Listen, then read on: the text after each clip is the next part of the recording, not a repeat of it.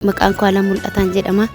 Kan na dhukkubu garaa koo keessa bakka saati eeggatee natti qaawaan ta'eef innumaan dhufullee baay'ee natti dhaga'amaa ture dugda koo wajjin wal qabateeti garuu Waaqayyo alfaatama nagaa kooti.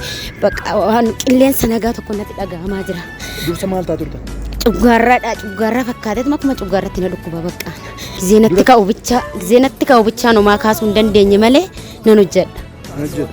Narra tureera loonoo waggaa lama lakkoofsiseera adda mana yaalas deemee garuu cuggaarra dheedhu qoricha nama fudhadhaa nan dhiisu ayyuu beekadha. Fayyitaniittu amma? Fayyeera. Tunatti dhaga'amaa hin jiru amma. Fayyaa kooti.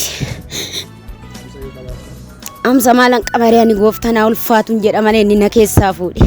Ani dhaamsa biraa qabu. Maqaan koo Hiyoot Guutaan jedhama. Asuma waldaa kanan jira.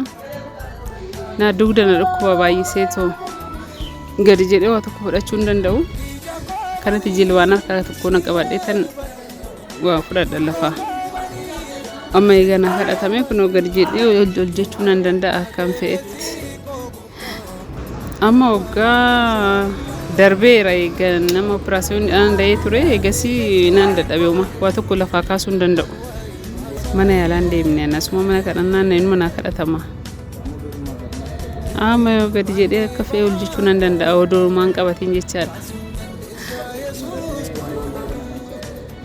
Waa'ee waldaa kanaa ani eeganas dhufe nama baay'een arge nama baay'ee anis waa baay'ee naa ta'ee jira.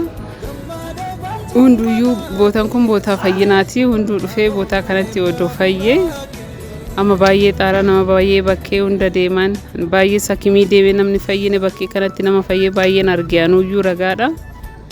Waaqayyo galatoomu anis kunoo fayyeeraarra. Amma gizee zayitii kanaanatti naqee naa kadhatu wallaalu kaleen kiyya kun akkasitti nan gubu'am.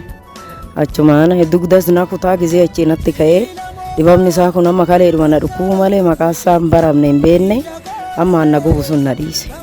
Kanaan dura mana yaalaa hin cinnee dhaqee tana siraasoondii ka'ee qoricha naa kennanii qorichichaanis hin fayyine. Manni yaalaa maa kana sani naan jenne deebii naan deebisne ani numan deeme qorichuma fudhee too'e. Qallaala na dhukkubaan jiru ani dhoffadhee tuman charkii deddeebi'a malee. Dhufee dhugaanan ba'a micootiyya tanaafis immoo kadhattame gaafa ishiin milkooftee geggeechuu ishii gaafa dhufe duraan dursee waldaa kanatti fidee dhugaa baasa. Dhugaa baatee akka ishiin biyya alaa deemtu nan amana.